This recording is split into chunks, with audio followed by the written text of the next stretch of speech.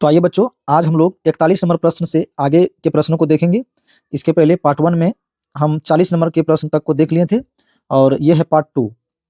मैं बता दूं कि ये बिहार बोर्ड द्वारा जारी 2026 का मॉडल पेपर है साइंस सब्जेक्ट का। ठीक है। नीचे डिस्क्रिप्शन में बहुत सारा लिंक दिया हुआ है, आप जाइए और प्रीवियस ईयर क्वेश्चन को अवश्य देख लीजिए। और पार्ट 1 में 40 तक के प्रश्नों का डिस्कशन हम करा दिए हैं। तो आइए हम 41 से आगे बढ़ते हैं। 41 नंबर का प्रश्न है, ऑक्सीजन की संयोजकता होती है। किसी की भी संयोजकता निकालने के लिए आपको क्या करना होता है, उसका इलेक्ट्रॉनिक विन्यास निकालना पड़ता है। तो ऑक्सीजन, इसका आपको पता है कि परमाणु संख्या कितना होता है, 8।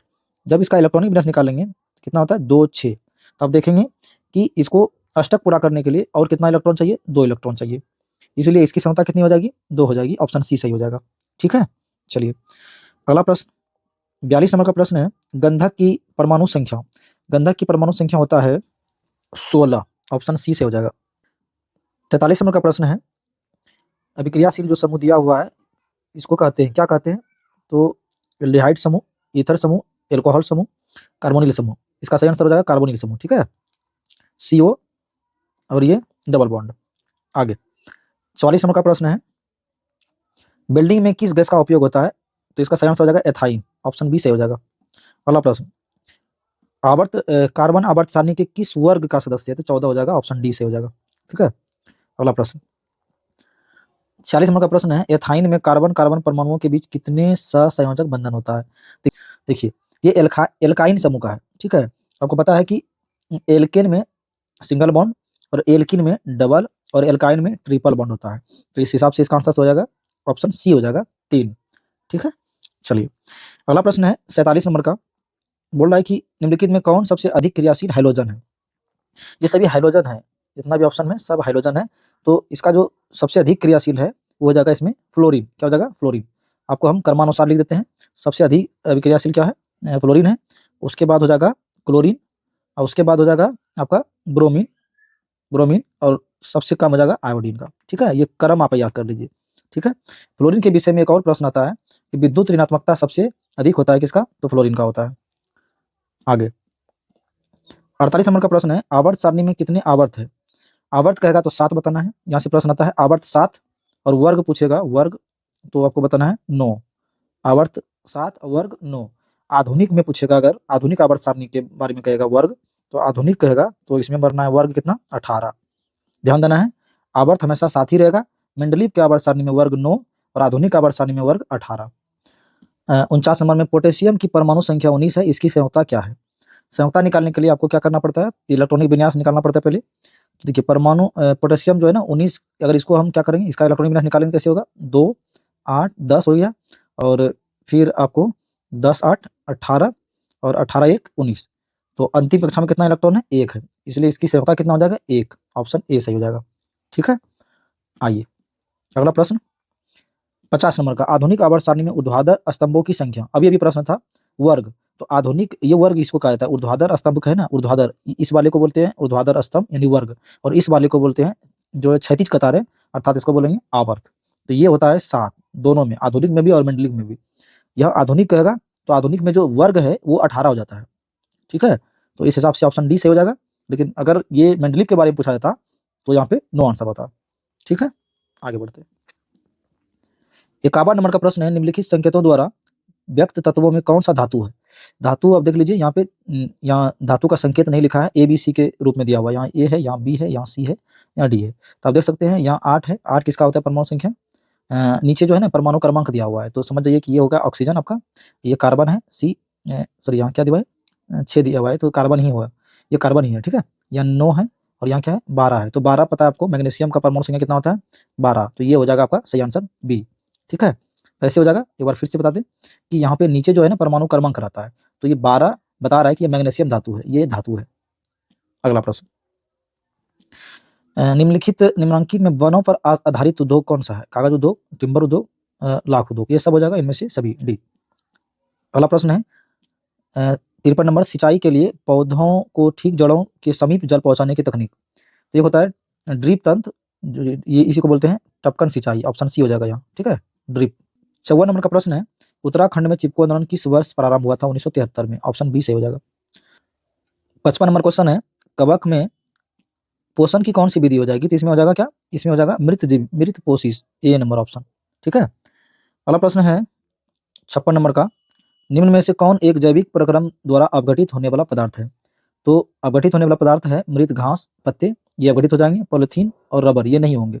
ऑप्शन सी और ऑप्शन बी ये गलत है, ऑप्शन ए हो जाएगा सही। ठीक है। अगला प्रश्न, मनुष्य में पाचन क्रिया का प्रारंभ कहाँ से होता है, तो मुख से होता है, मुख, मुख गुहा, ऑप्शन ए सही हो जाएगा। कहेगा प्रारंभ अंत कहाँ होता है, तो आपको याद रखना अंत होता है छोटी आंत में, छोटी आंत में। यहाँ से प्रश्न पूछा जाता है, याद रख लीजिए। पूर्ण पाचन कितने घंटे में होता है, तो पूर्ण पाचन के लिए समय लगता है 4 घंटा। मुख गुहा में पाचन की क्रिया शुरू होती है, तो पहले क्या, किसकी पाचन होता है, कार्बोहाइड्रेट या प्रोटीन या वसा, तो आपको याद रखना है प्रोटीन। किसका पाचन शुरू होता है, प्रोटीन का। ठीक है।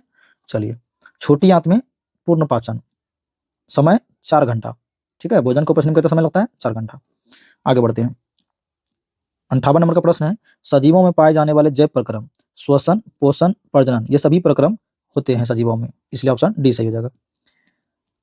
59 नंबर प्रश्न है, किण्वन प्रक्रिया किण्वन क्रिया होती है किसमें, ईस्ट में होती है, ऑप्शन सी सही हो जाएगा। वायवीय श्वसन क्रिया में निम्नलिखित में से किस गैस का प्रयोग किया जाता है। वायवीय श्वसन में ऑक्सीजन चाहिए, ऑप्शन डी सही हो जाएगा, O2। अगला प्रश्न है, कोशिकीय ईंधन, कोशिकीय ईंधन किसे कहा जाता है, ग्लूकोज को, C6H12O6। अगला प्रश्न है, पौधों में वाष्पोत्सर्जन मुख्यतः किस अंग में होता है, वाष्पोत्सर्जन मुख्यतः कह रहा है पत्ती होगा, ऑप्शन सी सही हो जाएगा। अगला प्रश्न है, मानव हृदय किस तंत्र का भाग है, हृदय, हृदय जो है ना ये परिसंचरण तंत्र का भाग है, परिसंचरण तंत्र, जिसमें रहता है क्या क्या रहता है, धमनी, सीरा वगैरह, है ना। चलिए, अगला प्रश्न है 64 नंबर का, निम्नलिखित में से कौन रक्त का थक्का बनाने में सहायक होता है। तो इसमें ऑप्शन के हिसाब से क्या हो जाएगा, आरबीसी है, लसिका है, फाइब्रिनोजिन, और यहाँ क्या है, ऑक्सी हीमोग्लोबिन, ऑप्शन बी हो जाएगा सही। ठीक है।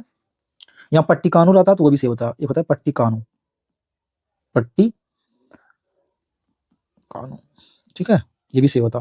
तो यहाँ पे ऑप्शन क्या है, फाइब्रिनोजिन। 65 नंबर का प्रश्न है, पादप अपशिष्ट संचित रहते हैं कहाँ, छाल में, जी, कोशिकीय रिक्तिकाओं में, पत्तियों में, सभी में रहते हैं, इनमें से सभी ऑप्शन हो जाएगा। एमिनो अम्ल के विखंडन से क्या बनता है, CO2, SO2, क्या है, NH3, और यहाँ है CO। तो इसका सही आंसर हो जाएगा NH3 अमोनिया, ऑप्शन सी इसका सही हो जाएगा। आगे बढ़ते हैं। 67 नंबर का प्रश्न है, वृक्क का प्रधान कार्य क्या है, पाचन, उत्सर्जन, प्रजनन, एटीपी का निर्माण, उत्सर्जन हो जाएगा, ऑप्शन बी सही हो जाएगा। अगला प्रश्न है, इनमें से कौन पादप हार्मोन है, तो पता है आपको, पादप हार्मोन इंसुलिन, और यहाँ क्या है, थायरोक्सिन, एस्ट्रोजन, और ये है साइटोकाइनिन, तो ऑप्शन डी हो जाएगा सही, साइटोकाइनिन, जिबरेलिन, ये सब जो है ना पादप हार्मोन है। ठीक है। आगे बढ़ते हैं। 69 नंबर प्रश्न है, फल पकाने वाला हार्मोन, ये बहुत इंपॉर्टेंट है, इसका सही आंसर हो जाएगा ऑक्सिन। अगला प्रश्न, मनुष्य में कपाल तंत्रिकाओं की संख्या 12 जोड़ी यानी 24 होता है, 12 जोड़ी भी 24 होता है, यानी कि ऑप्शन ए हो जाएगा इसका सही। रुधिर चाप नियंत्रित होता है, रुधिर चाप जैसे लिखा हुआ है, इसका सही आंसर हो जाएगा एड्रिनल द्वारा, एड्रिनल द्वारा, ऑप्शन सी से हो जाएगा।